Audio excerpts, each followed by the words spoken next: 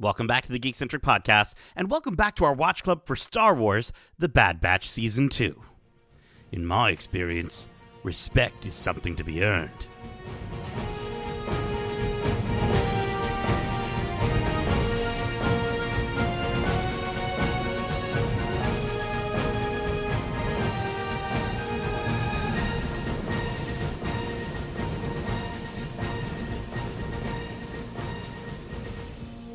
Welcome back to Watch Club. My name is CT0831, but you can call me Hugs.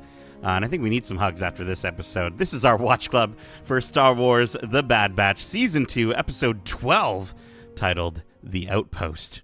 If you're joining us for the first time, this is Watch Club, our weekly review series, kind of like a book club, but it's actually, way better. Keep in mind, we will be going into full spoilers for this series and Star Wars in general, so if you haven't watched this week's episode yet, be sure to do so, and then come right back in less than 12 parsecs. Now, before we get trapped inside an avalanche, let me introduce you to our experimental crew of ragtag troopers. First up, joining us yet again this week, I thought he was going to go MIA again. I thought we would lose him. I thought he was going to run away or die or something, but he's here. He's here to save more batches around the galaxy. He's taller than a Jawa, smaller than Jabba, but just as entertaining as Jar Jar. He's CT1231, also known as Edit. I gotta say, I'm doing just what this episode showed me, that you just gotta do what you need to do to survive, okay? So I'm not gonna be on the episode, so I'm surviving, okay? Okay. All right. Okay. Good to hear. Good to hear. But listen, he's dropping in from the sky way up. Ha, ha, hi. We have the dopest, dankest dude on Dagobah, CT1006, but you can call him Joints. Hoy hoy. Ahoy. Hoy. What, Justin, three more times this season? I got to say that? That's it. Justin, we discovered a hoy hoy. Two things while you were gone. We discovered a hoy hoy and Omegan. And it's like, how have we lived without those? I don't understand how we only just discovered Omegan. I thought that was the big thing. I thought that was the and a hoy hoy. I've always been a fan of a hoy hoy. That's like the greatest way to drop out of the air super high. Ahoy hoy, and in a very fashionable way. So yeah, I'm glad that it's becoming the norm. It makes me hungry. It makes me think of Chips Ahoy Hoy. But listen, rounding out our small battalion, we are Sir Glard Ter Harv. Should I just do it for every word? No. A true no, it doesn't work. A Not how the true friend accent and works. war hero joining us, and her name is CT0118, but you can call her Brushstroke. Brushstroke, Omegan, Mags. I have many names. It all works. And they all have an R in them somewhere. That's it. We're back to yet another dark episode, another Crosshair episode, a great episode. Mm-hmm. Tell me if this is a hot take or not, but I think Crosshair might be my new favorite character of the show. I don't know. Honestly, I don't blame you. He's right, but he's had the most development. I think the other thing too is that. Well, yeah, exactly. Yeah, it is true. This is our second episode, I think we were saying off air of Crosshair. But the reality is, where we left him in season 1, there's a lot to be explored there. I think where we left the Bad Batch, they were together. They were a team. They were pretty solidified, and seeing their stories and their adventures and how the combo of them mix and the different personalities and seeing that's a lot of fun in those adventure episodes. But yeah, I think Crosshair's getting the most character development because, as we'll get into it, I think there's a sense of remorse and maybe questioning what was right and what was wrong of his decisions. So yeah, I'm very much on the Crosshair train with you, Nate. Let's go. Chugga chugga choo choo. I think that we've gotten a lot of character development from the other Bad Batchers, but more so on how they're dealing with Crosshair leaving and moving forward into this new version of the Empire, the world that they live in. But in such minimal time, literally the span of 2 episodes out of 12 so far, Crosshair has given us how it's impacted him leaving and departing and coming to realizations that he never thought he would, which was so cool to see in this episode. Mm-hmm. I mean, it's through Crosshair's eyes that we're getting a lot of this exploration of what a clone means to the Empire going forward. And that alone, with the whole good soldiers follow orders thing, it shows them that they're not soldiers. They are just soldiers. They're not people at all. They are tools to be used and then thrown away when there are shinier, newer tools coming out. So it's a really cool way to explore his character through this, turmoil of changing of the guard from the old clones to the new recruits and stuff like that. So I love it. Very cool. Very cool. Well, listen, before we disappoint Lieutenant Nolan again, let's get to this week's episode. Back at the Imperial base, we see Crosshair witnessing that the decommissioning of the clones is well in effect. Lieutenant Nolan approaches Crosshair and informs him that they'll be heading to an Imperial depot on Barton 4, as they have some high-value cargo stored there that has been targeted by local insurgents. Disgusted by even the sight of the other clones, Nolan remarks how he doesn't like working with, quote, used equipment. So before we even continue here, it's crazy to see just how quickly the Imperial higher-ups have completely turned on the idea of clones themselves. What did you think of Lieutenant Nolan and his disposition towards clones here? I literally wrote down, used equipment, you have a stupid face. He does have a stupid face. It's like I don't like his man. face. Yeah, I don't like his face. I don't like his attitude. And these are the kind of lieutenants that we're getting, and we see them in Rebels as well, that they're like, all of this old school stuff is garbage, and I'm better than you are. And we obviously all know that you're not, so... Yeah, it's like a shiny new iPhone comes out and immediately they're like, "Oh, the old iPhone, yuck! Can't even think about it. Gross." But like, yourself? That's me. Yeah, 100%. Like 100%. That's me. Yeah. Don't even show me an old iPhone. I'll puke in my mouth. But I think it's like you have to wonder if individuals like Lieutenant Nolan have ever felt compassion for the clones, even if it was just for a short period of time working together during Order 66. Like, seeing his behavior here, it just makes it so much more sad when you remember the relationship between the Jedi and the clone army, and the majority of, I think everyone except for maybe Master Pong Krell had some excellent relationships with the clones, and he had his reasons, but it's just to see how these clones are repaid for their service is so horrible, and it's so sad, and I'm wondering if there's something deep buried inside them that remembers those experiences they had with the Jedi, as in contrast to their experiences 100%. with these. Yeah, no, there's I think the reality too is that inhibitor chip just forced them to do it, right? I don't think it's erased their memories and logged it. It has now clicked in their head that they are enemies, but I still think that there's a sense of connection to those past memories. But I think you guys you're getting exactly what I was thinking as well, and that is, to see the relationship that Lieutenant Nolan has with Crosshair and with the other clones. It's reminiscent of what was appreciative of and the respect that the Jedi had for the clones. They were their brothers in arms. They were very much on the same level. And here you see this new empire that's being formed that looks down and is very snobbish. And we've talked about it in Andor, but we're starting. You see the confidence. Right, the confidence in this lieutenant that they've already won and they're on to bigger and better things, and the clones are just they're past tools that we don't need anymore. It is enough to give pause for a moment for at least some of these clones to think about, like, was this for better, like for us, like you know what I mean, like, and I think that's very much what we're seeing unfold. Mm-hmm. Mm-hmm. I mean, it's nice to see an Imperial officer who you hate from minute one, and there is no redeeming qualities to him, because in the past, shows, we've gotten these very compelling characters who are trying to find their place in this empire, whereas this guy just gets a bit of power handed to him and is going, super arrogant and crazy, and just you want to hate him immediately. And so I like that introduction of how clearly defined this guy is in the audience's eyes, and that he is the bad guy of this episode. Absolutely. Yeah, he's definitely a bad, ugly man. Stupid all right, man. so stupid face. Yeah, he kind of looks, maybe he becomes Snoke. Like, they use his genetic material. Anyways, as they arrive at the depot, we see ice vultures flying ominously overhead. While inside, they discover a crew of droids hauling cargo with no clones in sight. That is, until Commander Mayday informs them that they expected them 36 rotations ago, and that the majority of the crew are now dead. Only Hex, Veach, and himself are left. Which, great names, everyone. Great names for the clone naming, schematics there. After a sick burn where he asks the lieutenant how many missions has he commanded, only to have him grimace in silence, Crosshair and Mayday commiserate over their dislike of the situation the Empire has put them in.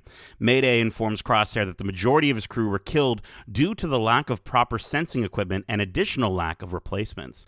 Then Crosshair asks what's in the cargo that the clones gave their lives for, and Mayday says he's wondered that himself every day, saying apparently it's above a clone trooper's pay grade. So clearly this crew has been completely disregarded and ignored, even after multiple attempts to communicate their needs to the Empire. It got me wondering, how many more outposts do you think are like this, just abandoned across the galaxy?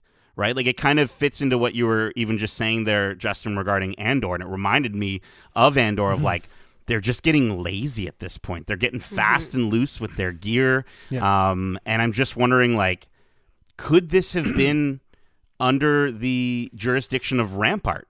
And so maybe they've been ignored because the Empire was taking their sweet time finding a replacement for who would eventually assign the depot to Lieutenant Nolan, right? Because he was the Rampart situation. I don't necessarily think, like, yes, they were kind of planning on it, but again, this corporation, if you will, is so big. This horrible government is so massive, they can't keep track of their own stuff. And it's just like, how many more of these are just sitting out there waiting to be pillaged? Well, and I think a lot of that has to do with the fact that the Emperor doesn't really care about all of those little bits and pieces and things that are scattered all over the place. It's really to cover up the thing he cares the most about, which is all of this cloning research. He is letting his lieutenants and his people do their thing and make themselves feel powerful to hide what at least I think, to hide what he truly cares about. Yeah, there's alternative motives 100%. I also think it's to show force, right? Like, that's very much why the Empire is going from planet to planet, kind of planting themselves there, is to show a sense of presence and a sense of force across the galaxy. And I think that, this is just another example of that. And to Meg's point, it doesn't really highlight what else is going on behind the scenes, because, the Emperor is more concerned about that, because there's other people in power that are going to be making those big moves. But it's kind of weird, though, that it's, I guess when we get there and we find out, we discover what it is, it's like, that's all it is. Like, you know what I mean? Well, we'll talk about that. I think it has a little more power than that. But I also want to give a little shout out to the lighting in this episode. I know it feels like we talk about it every episode, but there's there's a moment where you see 7 other helmets sitting there lit by that one lamp, and one of them has a blaster hole in the back of it, and it's just like, Star Wars. When I think of Star Wars, I think of visual storytelling and just how top notch it is that this show.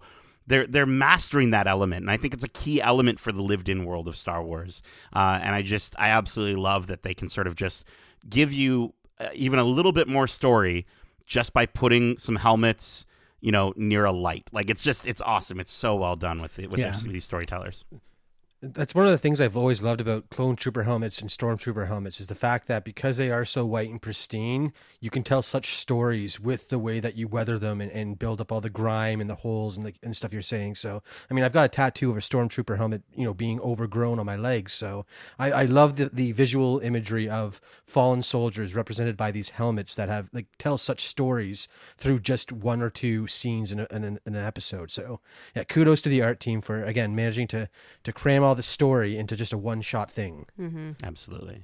Yeah, and Megan, you shouted out D. Bradley Baker's work as the voice of the Ice Vultures in this episode. He's known for doing animals. Yeah, I love a voice actor that is given the credit they deserve for doing creatures and characters. Like, now I can't remember his name off the top of my head, but he's in every single Disney movie, and I don't think people give him enough credit. Alan Tudyk. Thank you, Darcy. Alan Tudyk. People don't give him enough credit for making sounds he makes sounds, but he gives characters a feeling and a voice and a personality just by making these super crazy weird sounds. So go D. Bradley Baker. Not only do you voice like 8,000 clones, but you also are doing these creatures. So cool. I was trying to figure out if it was like another version of Ahsoka's owl friend, but same here. That's what I was hoping for. Filoni likes those wide shots with a bird circling in the sky. It really sets the tone. It's very primitive, for what you're about to experience. Yeah. It's very spiritual too. He, given the fact that Totally. he uses the wolves in Rebels. The Loth Wolf? Loth wolves, yeah, and the sort of the spiritual connotation that they have, and I think very much the symbol of the vulture here is assumed that, like I said when we were at the top here, it's like it is about surviving. You have to do what you have to do to survive, and that's where the clones are currently in their state of existence with this new empire. Is they have to do what they have to do to stay alive. And those ice vultures consistently reminding them that, not only are they on their way out, but they might be on their deathbed at this point. We've seen how the Empire has dealt with, in the past, like, we they know our secrets, so we can't possibly let them continue on. And I'm sure, there's obviously Senator Chuchi is doing her damnedest to try and get them the rights they deserve. But I'm sure if the Empire had it their way, they would just, really decommission them, if you know what I mean. But let's keep going here. As they stand there, both fearing and admiring the tenacity of the ice vultures, an alarm goes off, and Mayday and Crosshair quickly spring into action.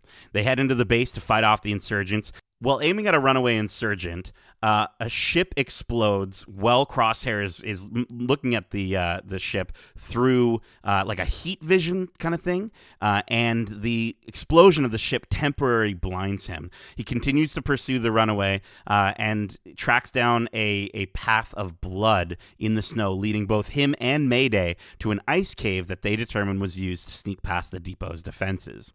As they mourn the loss of Hex and Veach after the attack, Lieutenant Nolan barges in and demands the two remaining clones take further action against the insurgents and that they recover the stolen cargo. While traversing the cavern, Crosshair accidentally steps on a pressure mine, and as Mayday is calmly working to stop the mine from exploding, he opens up to Crosshair asking him what unit he was with. He tells him he was with Clone Force 99, but says now they're gone. After they exit the cavern, they discover multiple contacts at the raider base. They stealthily take out the guards and proceed to take out the rest of the raiders with pretty much mostly ease. And then they see that the cargo that is spilled out of one of the containers is revealed that this entire time they've been protecting the gear that they could have been using. Gear that was meant for their replacements. Gear that was meant for stormtroopers. As Mayday's words of dissent against the Empire slowly creep into Crosshair's mind, a massive avalanche approaches them from above. Mayday is pinned against a rock while Crosshair is buried alive. Crosshair discovers Mayday in the snow, digs him up, and carries his brother through a blizzard all the way back to the depot. So, Justin, you mentioned right at the top, character development. This is such an incredible change of heart for Crosshair. I love the call out of, no point in carrying dead weight, that they discover that body in the cavern. And that's literally what Crosshair, he's saying it, but he's not believing it in this moment. And he's walking through snow up to his chest looking like Barry, Ontario.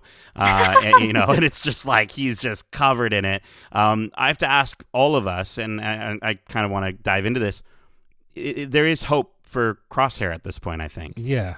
Yes. Oh my God, 100%. Yeah, I think the one line that kind of sold it for me was when Mayday asked him, where are they now? And instead of saying they betray me or they're dead or anything like that, they're just gone. He is clearly regretting his decision to leave them when he had the chance to go join them again. And again, that just speaks volumes to where he's at right now with everything he's experiencing as a soldier in the Empire. So, well, and I think too, this has to be one of my favorite character development scenes in this series so far, is that moment in the cave when Mayday is very slowly and patiently keeping that bomb from being set off, and just like having a chat with Crosshair like a teammate does, like a brother does. The way that these clones have always been throughout the Clone Wars series is we're brothers. It doesn't matter what we've been through or who we know or whatever. We're brothers. And I think this is reminding Crosshair of that. He hasn't had that in his head since Order 66 went off. And it's finally coming back to him, and he's realizing he misses his brothers, and he hasn't spoken about Clone Force 99 to anybody, and he hasn't mentioned these guys in a long time. So I think that's another reason why in that moment he says, why would you carry dead weight? But then when he sees his fallen brother, he is reminded of why you carry on and why you support each other. I also think he has respect for Mayday. Like you're saying, the similarities between Mayday and his brothers, the ones that were next to him, that were his clones that he would fight with. And I think you're right. It is very reminiscent for him. He's reminded of that relationship that he had with his brothers. And, the fact that he would make the comment, why carry the dead weight?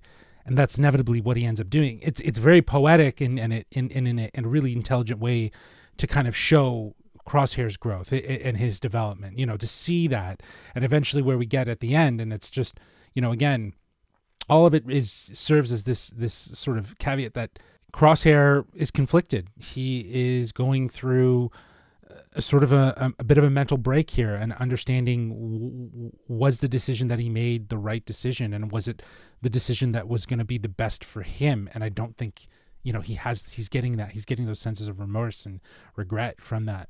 So yeah, I think this is probably one of the best examples of a character developed episode that's just so well focused on moving the character forward in such a poetic way.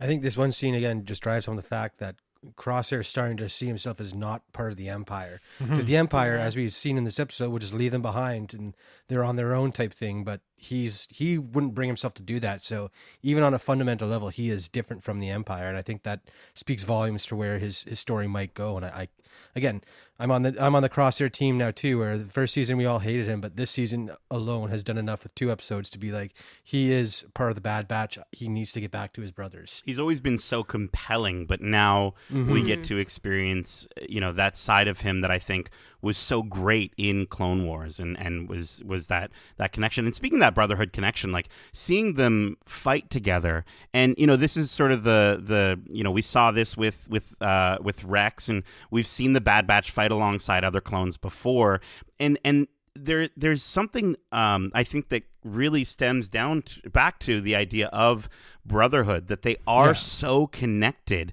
It's like how siblings have the same thoughts oftentimes, and the way that they can kind of work together. And it's so cool to sort of see that, even though they are the Bad Batch, they are a spin-off or a subsection of the DNA, they still have that inherent connection. And you see it in the way they fight. You see it in the way they're, you see Mayday get stuck at one point, and then boom, boom, boom, 3 shots, and then he's free from Crosshair. And it's just so well done. I also wanted to talk about the stuff that was in the cargo, the stormtrooper gear. I think that's a big sort of moment for Crosshair in his mind, where he's thinking, these troopers all gave their lives, not just Veach and what was his name, Veach and Hex, but all of his brothers in that moment gave their lives for gear, for helmets. And I think the insignificance of that stuff, as a fan, you're kind of like, oh, I wish it was, you're like, I wish it was maybe like Grogu or another like Zillo Beast or whatever, right? Like he would pop out of there or something. I get it. It's very symbolic. They're defending cargo that is inevitably going to replace them. I don't even really think that the cargo was necessarily needed. Again, it is the nail in the coffin for the clones, for them to understand the fact that they're guarding that. I get it. I want to touch one more time on the animation and the lighting again. We can't stop. It's crazy. In that cave scene, first of all, leading up to the cave scene, the blood in the snow was like chilling. Yeah.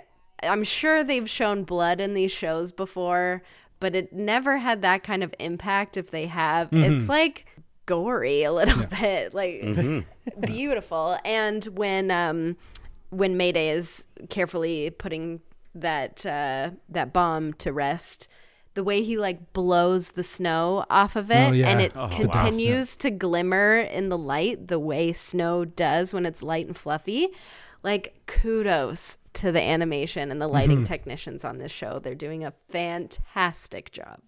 Not only that, but Mayday's first thing that he does when he sees that Crosshair has stepped on a mine is to put his head right next to it. I'm just like, listen, I know he says he's smart and whatever, but like, he's literally putting his face next to a bomb for his brother. And I just think that's so fantastic and immediately speaks to his character. Every time they bring in like a new offshoot clone, and then obviously we know kind of what happens to him, but like it's crazy how every single time I'm like, I really like this guy. I hope he sticks around forever. And then Dave Filoni just says no. No. I think this episode had some of the best cinematics. Everything just felt very movie-esque. You know, there's that part where after Crosshair sees the blood in the snow and he tracks it, and then he falls into the sort of the caves, and as he drops, you know, his gun whips up, and it's just the way the angles of the gun towards the camera as he whips around, and as he starts kind of, you know, maneuvering through the caves, and just using like you guys were saying, like the use of the shadows with the light to kind of highlight. It's all elevated. It feels so much more you know, again, I get using a buzzword, cinematic, in that it just feels like it has a good, strong relationship with the live action canon. You know, it feels like it's inspired and it can live in that same sort of space, if you will. And Nate, I'm sure you're going to talk about it later, but the music, again, we have also been talking about continuously through this show. And in that moment leading up to them taking over this sort of base, the music as they stealthily like attack the two guards was so good, so cool. Like the impact that the music makes in this show, the first time the vulture sort of circles in the sky feels really impactful. You know, it's that Crosshair like boom is really effective. Yeah, Kevin Kiner has like sort of created a unique score or sound for these Crosshair episodes that has a sense of uncertainty, has a sense of tension, and it's very like sci-fi Blade Runner-esque, you know, something that we've kind of gotten from Andor. Even we've seen a little bit more, but there's such an ominous sort of tone to it versus, you know, when we see the Bad Batch it's together heroic. and it's heroic and it's confident bombastic. and it's very confident in knowing what it is. So I like that tonally. You know, the music is different from you know, the Batch episodes to the Crosshair episodes, and rightfully so, because you're dealing with different characters, and especially with Crosshair, as we've been talking, there's a sense of uncertainty and you know, tension that he feels with the decisions that he's made, and I think the music is just echoing that so well. Echo. All right, let's keep going here. Once they arrive, Lieutenant Nolan scorns them as Crosshair gasps, saying that Mayday needs a medic. Nolan denies Crosshair's pleas, saying it would be a waste of the Empire's resources and that he's expendable. Mayday dies immediately after, and Nolan tells Crosshair to leave him and get back to work while he's still useful. Crosshair calls for the lieutenant, and as he turns around, we hear a shot fire, and Nolan falls to the ground to reveal Crosshair holding the blaster. He then falls to his knees and then blacks out completely. What an incredible moment here. What did you think of what I would call, I think, for me at least, the highlight of this episode and this badass display of mutiny on Crosshair's part? Well, it's like we've all been talking about the realization that Crosshair is coming to throughout this episode of not being a part of the Empire and not having anybody that really cares about the work that he's putting in, and the lack of impact that this I guess mantra he's been saying to himself, good soldiers follow orders. no one really cares that you're a good soldier, Crosshair. And he's finally realizing that. And it's so cool to see that arc coming to fruition, that he's like, no, this person matters. This brother of mine matters, and someone needs to save him. And it's almost like he's talking about himself and his Bad Batch brothers, and there's so much more underlying that statement, and so many layers to him in this. I thought it was really, really awesome. Again, talking about how he's not part of the Empire anymore. This is the most definitive way to show that. And I think it's even cooler too, talking about the good soldiers follow orders, because when the stormtroopers' reaction to first them showing up, and then when their lieutenant is eventually killed, they weren't questioning helping these guys at all. They're like, oh, we're not supposed to. They're clones, whatever. And that shows how this new generation of soldiers is almost even more ignorant in that they will follow any order and not question anything. So again, it's just driving home that fact even further, how the good soldiers follow orders became almost Crosshair's downfall, because these new soldiers follow orders even better, or even more so, without asking questions. Because first thing he does when he shows up on this base is ask what's in the box, whereas these troopers, who we don't even hear talk really in this episode, are just mindlessly following these orders without anything. So again, really, really cool moment to show how far he's come in the time that he's been apart from the batch. Yeah, like I think this moment more than anything was, this moment of mutiny is kind of the moment that I was like, okay, there is hope for Crosshair. Throughout the episode, they were really flirting with that and very much, hinting at, him kind of questioning all of this, right? But not outright. Like, I think he still believed that, that mission is a mission, as he said, right? Like, it is what it is. But he's starting to see, obviously, with his own eyes, that nobody really cares. Like you said, Darcy, that, nobody really cares that if you're a good soldier that follows orders, or, that you are that person. There's new toys. There's new people that are going to follow those orders. So, yeah, I think that this was the moment for me that I was like, yeah, like, here we go. This is Crosshair committing to the idea that the way he went was not the right way. So, I think it was great to actually, it was satisfying. It was the satisfying part of the episode, because as you're going through and you see him kind of questioning, and you're like, is he gonna resist? Here it is, this moment. So,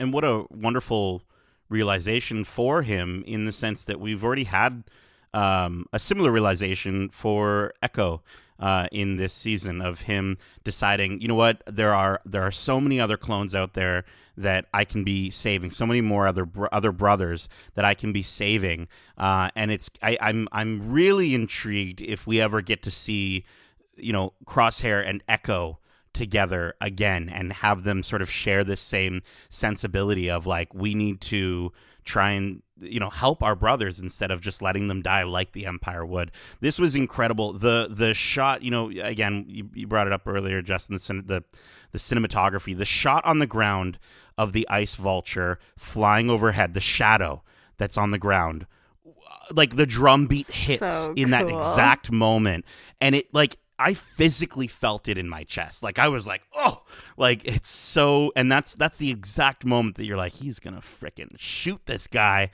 I also wanted to call out, you notice Mayday is using Crosshair's gun as a crutch to help him stand. And it's just like, that's the most important part of Crosshair. You know what I mean? Like, that's Crosshair. And he's saying, that's his power. That's him. That's his power. And he's giving it to this brother that he's only known for like a day. And it's just, again, it just speaks so much to the idea of visual storytelling. They're not outright saying, having him go, "You're my brother, take my," they just, no. We just see them walking in. He's got the gun as a crutch, and it's just phenomenal. Absolutely incredible. Let's keep going here. CT-9904 wakes up in a lab, and he's being held for, quote, observation. I don't know what accent that was. I was going to try to do the New Zealand. He's told once he's healed that the doctor will come for him. As his vision goes blurry, we hear his breath one final time, and the episode ends. So, bringing back the old prediction segment, what's going to happen, Batch? Obviously, he's at that cloning facility on Mount Tantus, and that's Emery. But what do you think they want with Crosshair? What's going to happen, Batches? Well, I think they clearly are interested in Crosshair because of the fact that he is one of these augmented clones that has survived this long and adapted to the genetic splicing or whatever tampering they did when he was in embryo or whatever it was. But I think that's the biggest thing, is the fact that he is almost like a success story, in that whatever they did with him worked. So how can they adapt that to future cloning techniques and technologies and stuff like that? Yeah, we were talking last week about Omega being special. I think the whole Bad Batch is special. I think, for sure, I think the Empire is slowly seeing them and recognizing that, I think that they're trying to maybe sort of determine what goes into the degradation of an inhibitor chip. I know Crosshair's removed his inhibitor chip, but I think, like, I'm wondering if they believe that there's more than that with the Bad Batch, and I'm wondering if the Stormtrooper program isn't working as planned, and so they want to study someone like Crosshair, someone who's, his skills are so beyond their best troopers, and I'm just, I think that would make a lot of sense that they would want to sort of figure out, well, what are his 50 herbs and spices that we can then implement into our future soldiers, or our future Palpatines, or maybe our Sith army, like I was predicting, a few episodes ago. And yeah, it's just crazy to see they're right back into cloning. And it's on their terms, but they've got their own best scientists and doctors. And just one last thing I really want to quickly point out with Emery's head. I noticed it this time in this episode. I didn't notice in the last one. And I know that they're part of her glasses or whatever, but it kind of looks like tech. It kind of looks like, or not tech, it looks like Echo's back head thing. Could she be a Lady Echo? Could we be seeing a gender swap Echo? I'm just saying. Is it possible? I'd be on board for that, but the thing that makes me think that it is just an accessory is the fact that her hair starts atop of it and passes through and continues out to the ponytail. That's the only thing, is that, like, why would you design the hair to look like it's going underneath if it was a part of her body? That's fair. Okay. Yeah. All right. You got me on that one, Darcy. I'm wondering if, more information's been shared and Crosshair is going to be used as a means to draw out the Bad Batch because they have Omega. So I'm sure that Lama Su has probably informed Hemlock that, the girl that you seek is with, a special clone force, right? And is aware of that. So I'm thinking that's the upper hand advantage that he's going to serve for the remainder of the episodes. Maybe we'll see. Yeah, I have no prediction. I agree with you. That was enlightening, because like they're definitely important. I don't want to take away from that, but I think that, as we've seen, the clones don't matter. They served their purpose, but Omega, as we were talking about last week, is super important, right? And I think her DNA is going to hold something that's more valuable than all of the Bad Batch. And I think we got that from the first season. We understood that, like, the Bad Batch are very much similar but different from the existing clones. But Omega is very special, and I think we're going to just see that that's the importance here. So to have one of the Bad Batch in custody, that helps their case to try to draw out the remaining Bad Batch to hopefully get Omega. Well, listen, Batches listening, you got not only a what's going to happen Batch prediction segment, but I'm giving you a Batch fact as well. Batch fact coming back here. Hemlock is actually known as Conium maculatum, which is a poisonous wildflower. So I'm wondering, Hemlock, is he poisoning things? There you go. That's my batch fact. That's the stretch. That's the biggest stretch I've ever heard of these batch facts. Like that, you're pulling that out of your. Yeah, come on. Listen, I think it's very interesting. Okay, write in if you think it's interesting. But let's get to our overall thoughts and final score for this episode, which we're going to be rating on a scale of 1 to 5 replaced clones. And Megan, we'll start with yourself. So I had been, at the beginning of this episode, we were talking off air, where's Crosshair? Like, I realized we had only seen him in one episode, and lo and behold, he's back. Super stoked to see his character development. I will say this felt a little slow from the beginning. Thank goodness for Crosshair and the development he made in this episode, because otherwise I think it wouldn't have made the impact on me that it did.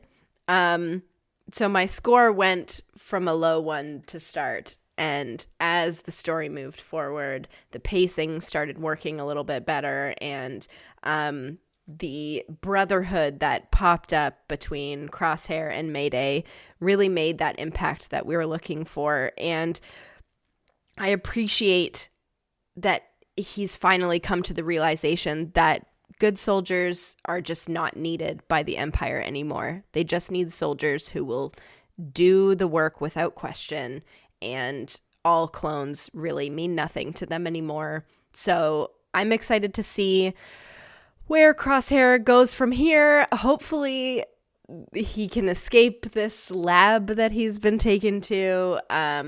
I'm interested to see how the Bad Batch will react to this news. Justin, I totally agree with your statement in saying that he's probably bait to get the Bad Batch to Mount Tantus so that Nalase will succumb because she is worried about Omega.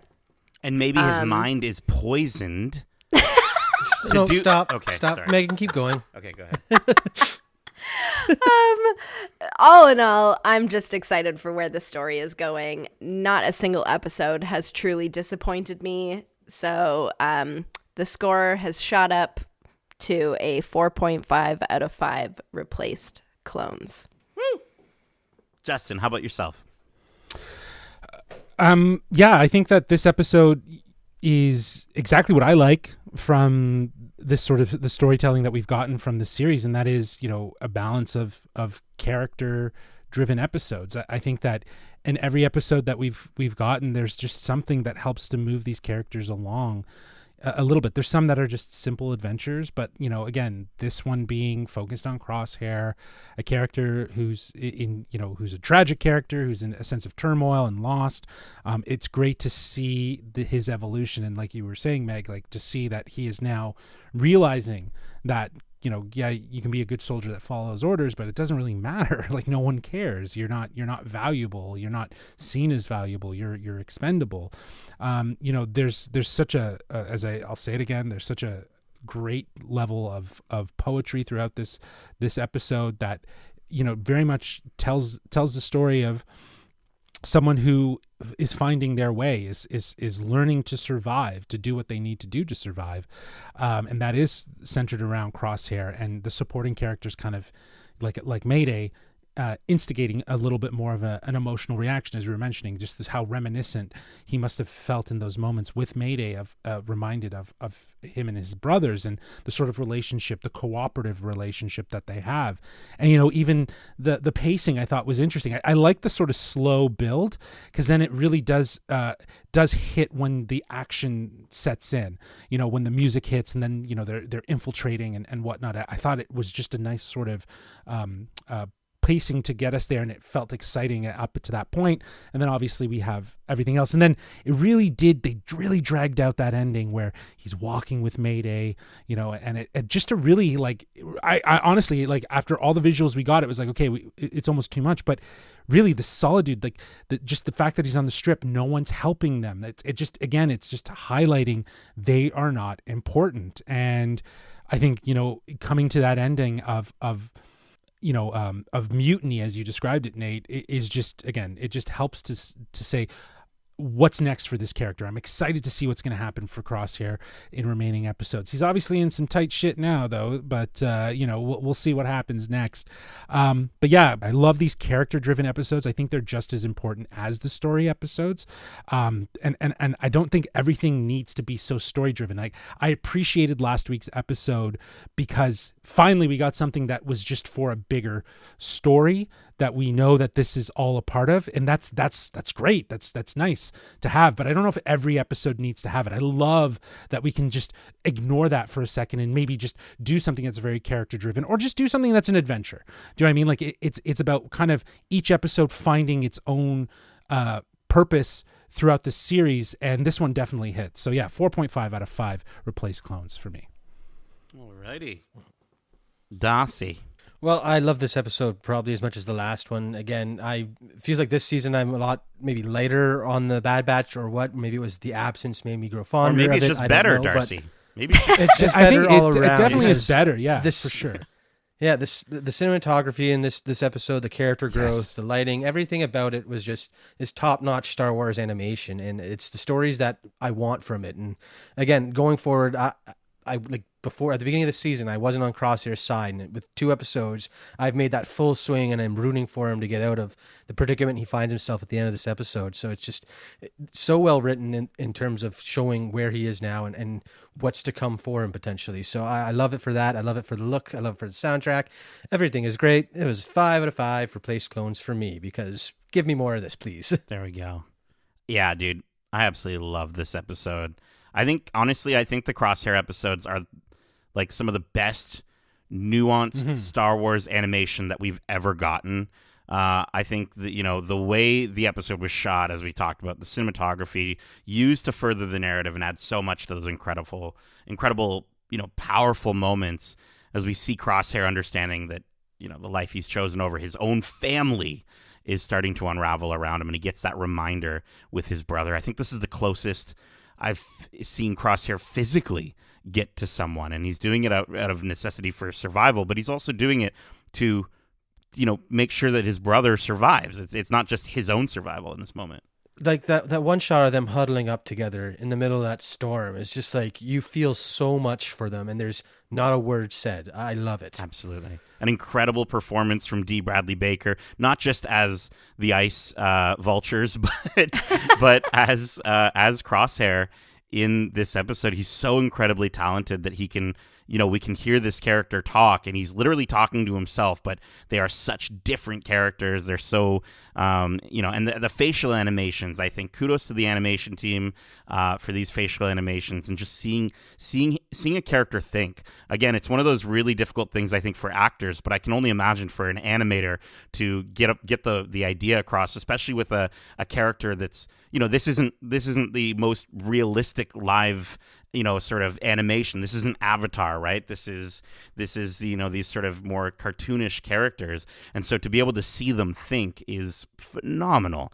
Kevin Kiner with the Blade Runner music, killing it, dude. I want him to do more Star Wars music. Get him on the live action series if you want. Like, don't get me wrong, I love everything Ludwig's doing, but like let's mix it up a little bit. I think Andor proved that.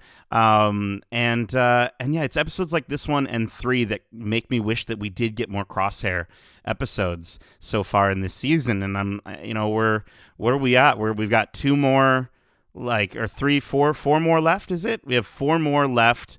So hopefully we get at least maybe 1 more Crosshair episode. I think we might. But I just think that this episode did a great job of balancing that character growth as well as pushing that narrative that sort of ties in at the little stinger at the end. So, you know what? 5 out of 5 replaced clones. I don't care. I'm going crazy. We're going crazy with our 5 out of 5s. We're just Star Wars stans, and we don't care who knows. You get a 5. You get a 5. You get a 5. I'm giving this 5 out of 5 replaced clones, and I hope that Crosshair takes out every single last one of their replacements. This was fantastic. All right, well, this is it, and that is it for this week's Watch Club for Star Wars: The Bad Batch Season 2. We hope you enjoyed it, and if you did, make sure to subscribe to us wherever you like to listen to podcasts, if you haven't already.